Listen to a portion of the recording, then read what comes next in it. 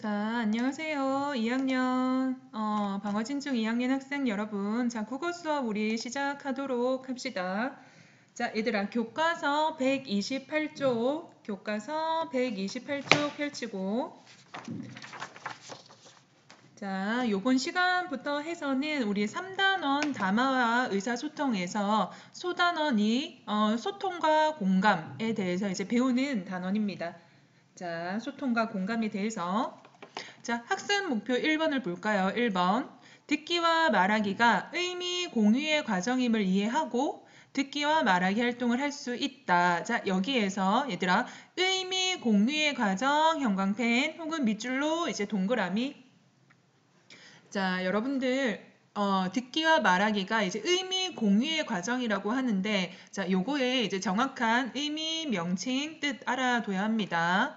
자, 학습 목표 2번은 상대 강자, 자, 3대, 왜 이렇게 발음이 안 될까? 자, 상대의 감정에 공감하며 적절하게 반응하는 대화를 할 수 있다. 자, 여기에서 이제 공감, 형광펜 혹은 동그라미 쳐두고, 자, 그래서 여러분들은 상대방과 혹은 타인과 누군가와 대화를 할 때 상대방이 하는 말에 소통을 하고 그리고 그 사람이 하는 말에 이제 공감을 할 수 있는 방법을 배우게 될 거예요. 자, 소단원 도입 영상을 먼저 보도록 하겠습니다. 소통과 공감.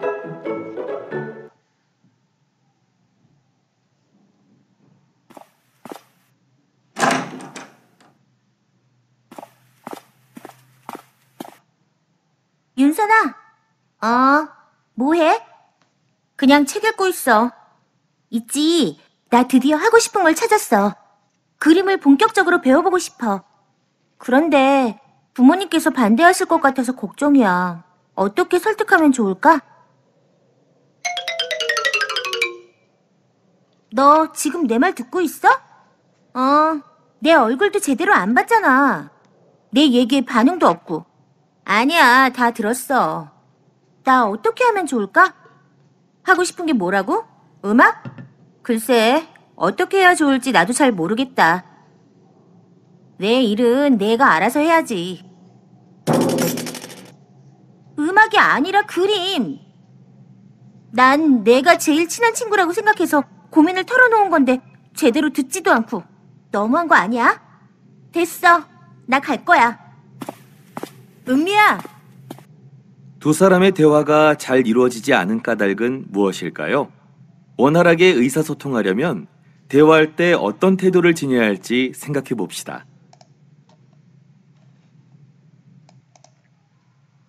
자, 영상을 잘 보고 왔죠. 자, 한 친구가 이제 진로와 관련해서 이제 고민거리가 있었는데, 자, 고민거리가 있었는데, 이제 그거를 다른 친구가 조금 진실되게 들어주지 않았죠. 자, 여러분들 이제 일상을 살면서 이제 이런 경험이 있을 겁니다. 누군가에게 말했는데, 나의 말이 조금은 제대로 수용이 안 됐다는 경험, 혹은, 내가 그때는 조금 정신이 없고 바빠서 친구의 고민을 제대로 이제 들어주지 못했던 이런 두 가지의 경험이 아마 한 번씩은 다 있으리라 생각을 합니다. 자, 그래서 요번 단원에서는 남의 말에 잘 소통을 하고 공감을 하는 데에도 여러분들 요령이 있어요. 전략이 있습니다. 자, 어떤 전략인지 우리가 이번 단원을 배우면서 파악을 하고 이 전략을 여러분들 일상생활을 살면서 조금은 적용하는 습관을 가져보도록 합시다. 자, 우리 교과서에 128쪽에 만화 두 컷이 있어요. 정재야, 나 국어 공책을 잃어버렸어. 칠칠치 못하긴 그럴 줄 알았어. 성우 너 이참에 덤벙대는 성격 좀 고쳐. 공책 잃어버린 것도 속상한데 꼭 그렇게 말해야겠어? 자, 이런 대화 우리 좀 많이 하죠. 친구들 사이에서도 하고, 집안에서 이제 가족과도 이제 이런 대화를 조금은 하게 됩니다. 그죠? 그래서 누구나 이렇게 말하면 조금 상처를 받게 되는 건 당연합니다. 선생님도 이제 어린 시절에, 선생님 어릴 때만 하더라도 시험을 치르고 나서 이렇게 등수를 매기는 게 그때는 일반화되어 있던 때였습니다. 그래서 중간고사 때는 이제 그 등수가 정확히 기억은 안 나요. 근데 확실한 거는 선생님이 중간고사 때보다 기말고사 때 등수가 반환해서 이제 등수가 2등이 올랐거든요. 근데 2등이 올랐다는 것은 그게 남들에게는 작은 숫자이지만 당사자에게는 그 2등이 올랐다는 게 굉장히 큰 의미지 않습니까? 그죠? 그래서 선생님도 이제 집에 가서 어머니한테 이제 자랑도 하고 싶고 칭찬도 받고 싶어서 엄마 나 이번 시험에서 저번 시험보다 2등이나 올랐다 이렇게 자랑을 했어요. 하는데 이제 그때 당시 이제 선생님이 어머니께서 하셨던 말씀이 아직까지도 이제 기억에 남아 있어요. 뭐냐면 고작 그거 올랐어? 이렇게 대답을 하셨어요. 자, 근데 뭐 물론 시간이 지나서 그 말을 선생님이 기억을 하고 있다는 게 그 말이 막 상처가 되고 그런 말씀을 하셨던 어머니를 이제 원망을 하지는 않아요. 이제 그런 상황에서 어머니도 정신없고 밥을 해야 되고 정신없던 상황에서 제가 또 옆에서 계속 막 이렇게 저렇게 말하고 막 하니까 어머니도 조금은 좀 정신이 사나워서 그런 말씀을 하셨을 수도 있고, 그리고 이제 당사자에게는 그 2등이 올랐다는 게 큰 의미이지만 남들에게는 그게 큰 의미가 뭐 아닐 수도 있겠다. 혹은 부모의 입장에서는 좀 더 이제 높은 성과를 거두기를 또 바라는 마음이 또 있지 않았을까, 이제 그렇게 생각을 합니다. 자, 그래서 이러한 예시가 여러분들도 충분히 많을 거예요. 그래서 상대방의 입장이 될 수도 있고, 혹은 나의 입장에서도 상대방의 감정을 조금은 헤아리면서 상대방의 감정을 기분 나쁘게 하지 않는 선에서 대화하는 방법은 뭘까를 한번 우리가 또 원인 분석을 해보는 게 중요합니다. 알겠죠? 자, 그 말에 상처받았다고 해서 이렇게 삐져있고 막 그 친구랑 혹은 그 사람이랑 대화를 안 하고 이런 것보다 좀 남과 대화를 잘 할 수 있는 방법, 이런 것들을 이번 시간에 한번 배워봅시다. 자, 아까도 이 만화에서 보면은 성우와 정재가 대화가 이제 원활하게 이루어지지 않았어요. 그죠? 국어공책을 잃어버렸는데 아이고 좀 잘 좀 챙기지 덤벙대더니 그럴 줄 알았다, 이런 대화 충분히 하죠. 자, 성우는 국어공책을 잃어버렸으니까 어떻게 보면 정재에게 조금 위로를 받고 싶었겠죠. 그래서 남과 대화를 잘 하기 위해서는 이 친구가 하는 말 그 이면에 담긴 의도를 알아차려야지 우리가 대화가 원활하게 이루어집니다. 자, 일단은 우리 만화 두 컷에서 보면은, 자, 한번 볼까요? 자, 성우는 정재에게 국어공책을 잃어버렸다고 함으로써 어떤 의도가 있었을까? 어떤 말을 듣고 싶었을까? 그죠? 아이고 안 됐다. 어쩌다 그렇게 됐어. 우리 한번 같이 찾아볼까? 뭐 마지막에 둔 곳이 어디야? 잘 생각을 해봐. 이런 식으로 조금 위로를 받고 같이 걱정을 하고 싶었겠죠. 근데 정재는 그렇게 하지 못했고 어떻게 했죠? 바로 탓을 해버렸죠. 그죠? 우리가 대화를 할 때 가장 경계를 해야 될 게 그 말을 비판적으로 따져서 상대방을 자책하게 만드는, 비난하게 만드는 말은 정말 삼가해야 됩니다. 그죠? 자, 필기해 둡시다. 성우는 정재에게 속상한 마음을 위로받거나 잃어버린 공책을 찾는 일에 도움을 받길 바랬는데 정재가 그 마음을 알아주지 않고 단점을 지적했기 때문이다.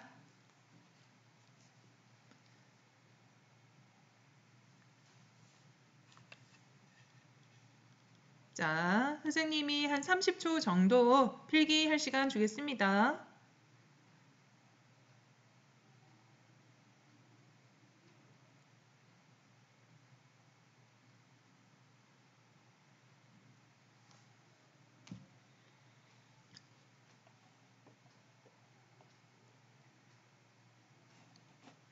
자, 필기 다 했나요?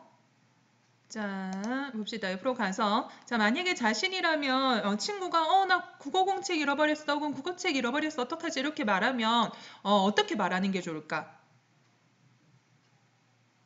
자, 뭐, 요렇게. 저런 정말 속상하겠다. 공책을 두었을 만한 곳은 다 찾아본 거야? 혹은, 어쩌다 그랬어? 나랑 같이 다시 찾아보자. 잘 생각해봐. 마지막으로 어디에 됐는지. 자, 요런 말을 하게 되면 둘 사이의 대화가 원활히 이루어지겠죠. 그래서 세 개 다 적을 필요는 없고 세 개 중에 하나, 자신에게 좀 더 와닿는 말을 적어 봅시다.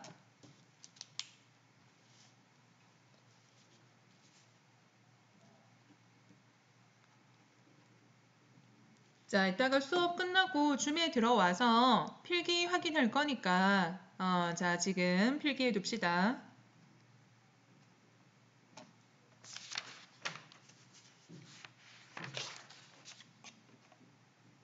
자, 필기 다 됐죠? 자, 그래서 우리가 먼저 소통과 공감 단원에서 처음으로 먼저 하게 될 게 뭐냐면 듣기와 말하기가 의미 공유 과정이라고 해서 의미를 공유하는 과정이라고 해요. 의미를 공유하다. 공유라는 건 같이 나누다라는 의미죠. 의미를 같이 나누다. 이게 과연 무슨 의미일까? 자, 확실히 요 의미가 요 뜻이 와닿지는 않죠. 그래서 우리가 요 의미부터 한번 먼저 파악을 해 볼 겁니다. 그래서 자, 129쪽 지문이 실려져 있어요. 자, 우리가 요거를 지문을 들으면서 듣기와 말하기가 의미 공유 과정이라고 하는데 그 의미 공유 과정이 구체적으로 무엇을 의미를 하는지 한번 들어봅시다. 의미 공유 과정으로서의 듣기와 말하기. 안녕? 나는 소통이야. 모두 반가워. 오늘 듣기와 말하기가 의미를 공유하는 과정이라는 것을 알려주려고 해. 먼저 다음 만화를 살펴볼까? 어제 새로 시작한 드라마 봤냐? 너 음악 수행 평가 때 부를 노래 연습했어? 정말 재미있더라. 챙겨볼 드라마가 생겼어. 생각보다 잘 안 되더라고. 너는 안 어려워? 위에 두 학생은 대화를 하는 것 같기도 아닌 것 같기도 해. 왜 그렇게 느껴지는 것일까? 맞아. 두 사람이 상대방의 말은 듣지 않고 자신이 하고 싶은 말만 일방적으로 하고 있기 때문이야. 듣기와 말하기가 제대로 이루어지려면 화자와 청자가 지식, 정보, 의견, 감정 등을 주고받으며 의미를 만들어 나가야 해. 그러니까 듣기와 말하기는 화자와 청자가 의미를 공유하는 과정이라고 할 수 있지. 의미를 공유한다는 말이 조금 어렵지? 다음 대화를 살피며 의미를 공유한다는 것이 무엇인지 알아볼까? 민호야, 요즘도 배드민턴 잘 치고 있니? 네, 아빠. 그런데 저 배드민턴 치는 거 어떻게 아셨어요? 그야 민호에게 늘 관심을 가지고 있으니까 잘 알지. 평소에 표현을 안 하셔서 저에게 별로 관심이 없으신 줄 알았어요. 민호가 그렇게 생각하는 줄 몰랐구나. 말씀하지 않으시면 저는 아빠가 어떤 생각을 하시는지 알 수 없어요. 말하지 않아도 마음이 전달될 수 있다고 생각했었네. 앞으로 표현을 좀 해야겠는데? 저도 잘못 생각하고 있었다는 걸 알았네요. 이렇게 아빠와 이야기하니까 좋아요. 위 대화에서 화자는 누구이고 청자는 누구일까? 대화가 이어지면서 화자와 청자가 계속 바뀐다는 점을 눈치챘니? 아빠가 말할 때에는 아빠가 화자, 민호가 청자이고 민호가 말할 때에는 민호가 화자, 아빠가 청자야. 이렇게 대화에 참여하는 사람들은 화자가 되기도 하고 청자가 되기도 하면서 서로의 생각이나 느낌을 주고받아. 대화를 통해 민호는 아빠가 자신에게 관심이 있다는 것을 알게 되었고 아빠는 자신이 민호에게 관심을 가지고 있다는 것을 잘 표현하지 않아서 민호가 오해하고 있었다는 것을 알게 되었어. 이를 통해 두 사람은 서로가 관심을 표현하고 마음을 주고받으며 지내는 것이 중요하다는 것을 깨달았지. 아빠와 민호는 대화의 필요성과 중요성을 공유하였다고 볼 수 있어.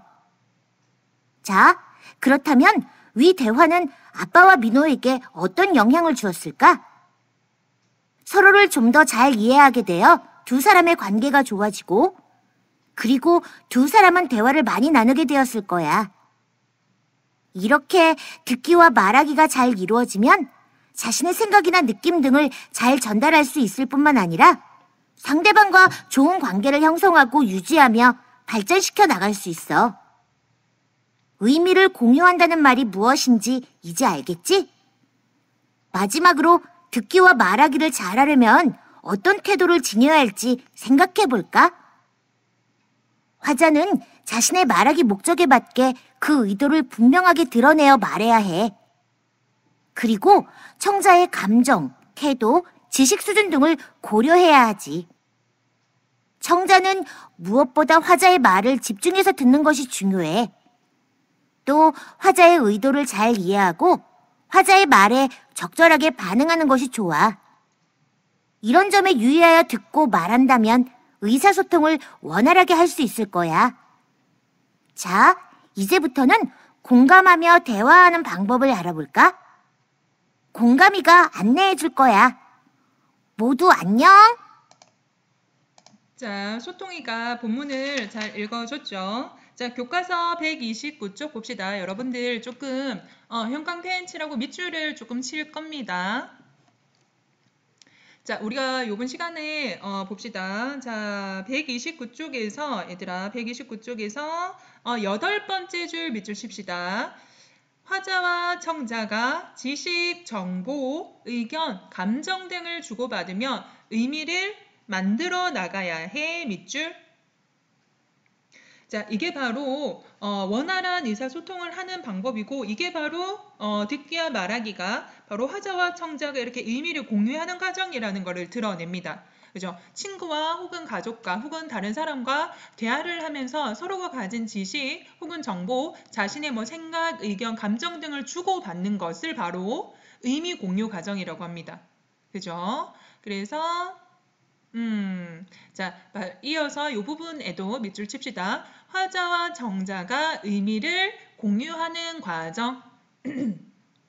자, 그래서 여러분들은 듣기와 말하기가 의미 공유 과정이라고 하는데 그 의미 공유 과정에 무엇을 의미를 하지? 좀 구체적으로 한번 설명을 해볼까 하면은 이렇게 설명을 할 수 있어야 돼요. 의미 공유 과정이란 다른 게 아니고 화자와 청자가 지식, 정보, 의견, 감정 등을 주고받으면서 의미를 만들어 나가는 것이 바로 의미 공유 과정이라고 해. 이렇게 설명을 할 수 있어야 됩니다. 알겠죠? 자, 한 장 더 넘기면 이거는 우리가 지난 단원에서 배운 것과 조금 중복이 되는 부분이 있어요. 뭐냐면 자, 이 부분 찾아봅시다. 끝에서 두 번째 줄부터 해서 대화에 참여하는 사람들은 화자가 되기도 하고 청자가 되기도 하면서 서로의 생각이나 느낌을 주고받아. 자, 밑줄 쳐둡시다. 자, 지난 단원이 우리가 담화의 구성 요소 이런 것들을 배웠는데 담화가 화자, 청자 내용 맥락으로 이제 이루어진다고 했어요. 그래서 이때 화자와 청자가 역동적으로 화자이기도 하고 다른 청자가 말을 하고 있을 때는 그 청자가 화자가 되기도 하고 이 청자가 말을 하고 있을 때는 화자가 되고 이 화자의 어떤 사람이 청자가 되고 그러니까 계속 화자와 청자 이렇게 순서 요거를 바꿔가면서 대화가 역동적으로 이루어진다라는 거를 의미를 해요. 그래서 듣기와 말하기는 이렇게 상호작용 과정이다. 나 혼자서 일방적으로 대화하는 과정이 아니고 상대방과 역동적으로 의사소통하는 과정이다라는 거를 기억을 해야 됩니다. 자, 그리고 이 부분 131쪽에서 그래서 듣기와 말하기가 잘 이루어지면 두 가지의 큰 효과가 있어요. 자, 먼저 첫 번째, 자신의 생각이나 느낌 등을 잘 전달할 수 있을 뿐만 아니라까지 밑줄. 자, 하고 또 뒷부분도 이어서 자, 상대방과 좋은 관계를 형성하고 유지하며 발전시켜 나갈 수 있어. 자, 이것은 상대방과 잘 대화가 이루어졌을 때의 좋은 점 두 가지입니다. 자, 기억을 하고 표시를 해두고 자, 그리고 듣기와 말하기를 할 때 화자가 지녀야 될 점이 있어요. 자, 첫 번째 밑줄. 화자는 자신의 말하기 목적에 맞게 그 의도를 분명하게 드러내서 말해야 해. 밑줄. 그죠? 자신이 하고 싶은 말이 있는데 둥글둥글 막 숨겨서 말하면 안 된다는 겁니다. 자, 그리고 이어서 두 번째, 청자의 감정, 태도, 지식 수준 등을 고려해야 됩니다. 그 사람이 받아들일 수 있는 지식 수준 내에서 자, 말을 해야 되는 거 당연한 거죠. 자, 하고 이번에는 청자가 고려해야 할 점이에요. 뭐냐면 자, 첫 번째, 밑줄, 화자의 말을 집중해서 듣는 것이 중요합니다. 당연하죠. 기본이죠. 자, 그리고 또 청자가 고려해야 될 것 한 가지 더. 화자의 의도를 잘 이해하고 화자의 말에 적절하게 반응하는 것이 중요합니다. 오케이. 자, 요번 시간까지 했고, 자, 지금 바로 줌에 들어와서 출석 확인하고 미션 하도록 합시다.